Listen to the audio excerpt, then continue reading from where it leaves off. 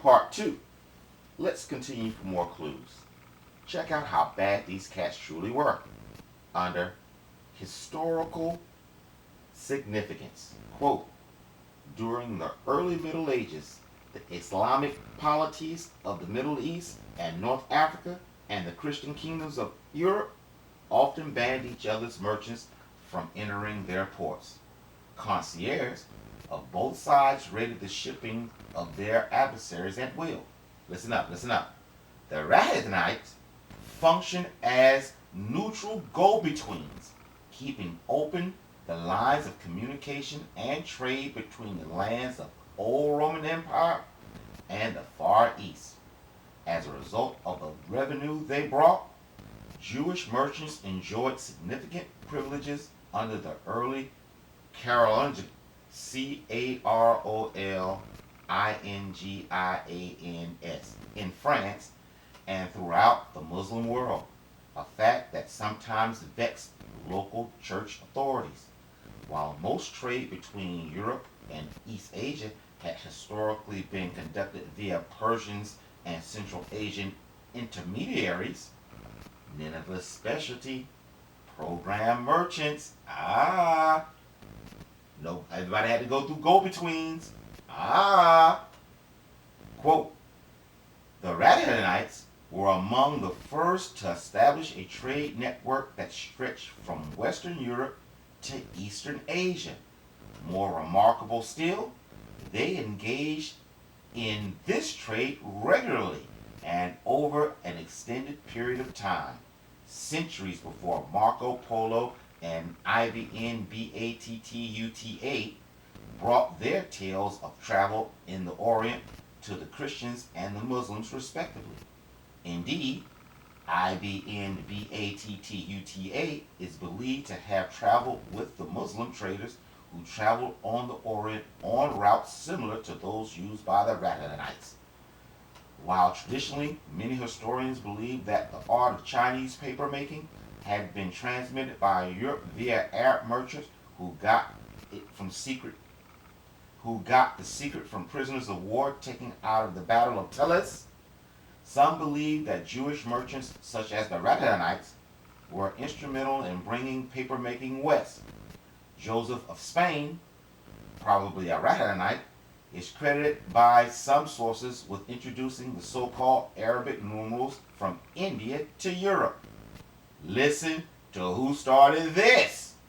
Historically, Jewish communities used letters of credit to transport large quantities of money without the risk of theft from at least classical times. Listen, this system was developed and put into force on an unprecedented scale by medieval Jewish merchants such as the Radhanites.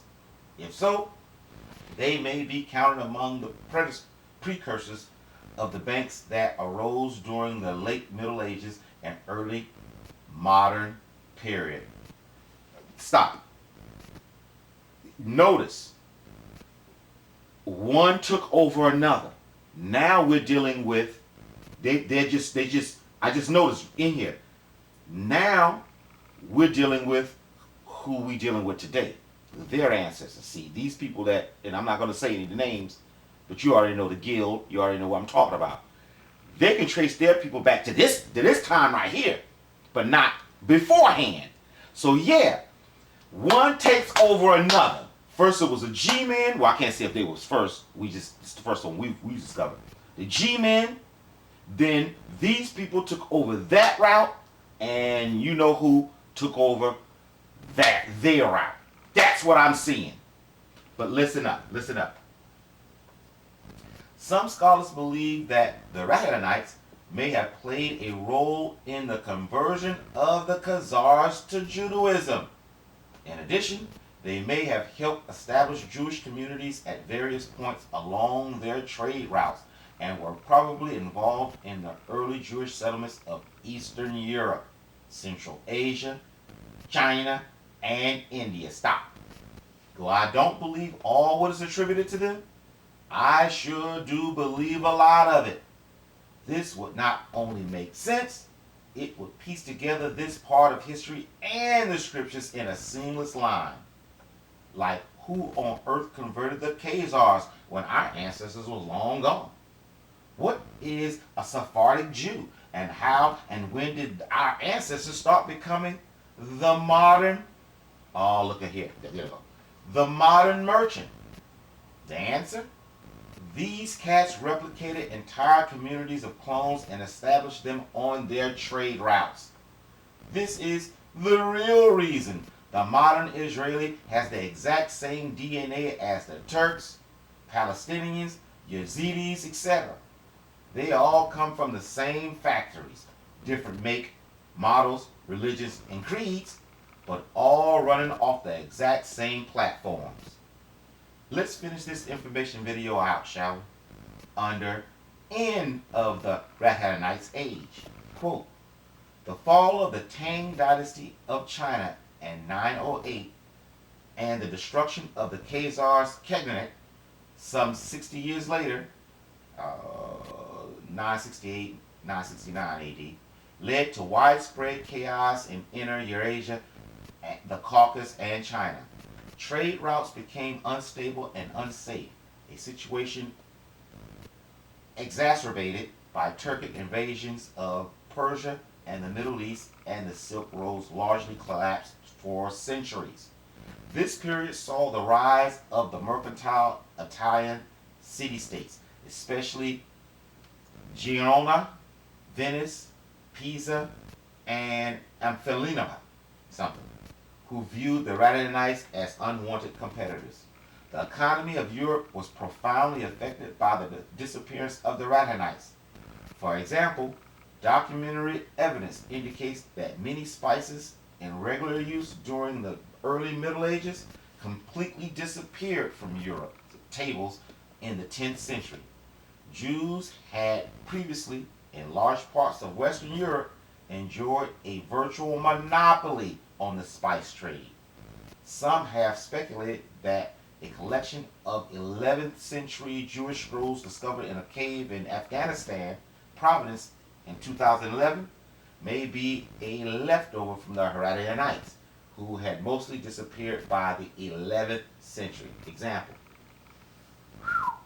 The only way that at that time that you can have a monopoly of anything is if you mass produce it yourself. Think about that, ladies and gentlemen. Think about that. You got people from all over. How in the world are you going to have a monopoly on anything unless you mass producing it yourself? And that's exactly what it was. I hope that came out right. I'm not feeling, well, I just hope that came out right. If not, let me know in the comment section. I'll try to redo it. And tell me what I need to focus on, and I'll focus on that. I cut out a lot of stuff because, I'm not feeling well. But please go back and read it. Of the things that they did, their achievements. There's no way in Hades one group of people, a guild, can go throughout the Middle Ages, through the wars, through the pestilence and the disease and the death, and keep going and keep these trade routes going, and have a monopoly on these trade routes, carrying slaves from the west to the east, but not bringing them no slaves back. Not, you know what I'm saying? So they are delivering their product, and I don't think that I said this well enough at the beginning. Their name. What are the odds that they're saying the Rhone? It's for the Rhone River in France. No, it's spelled RHOD. What? ANOS. That's it. I hope you guys are looking at it. You're looking at it too. But yeah, that's not the Rhone River. Yeah, that's who those people were. That's their proper name. And they transliterated it later on.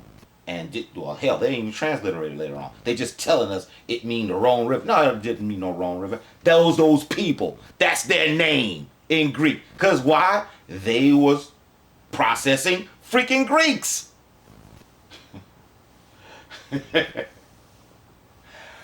I hope that came out right. I gotta get some rest. Hallelujah.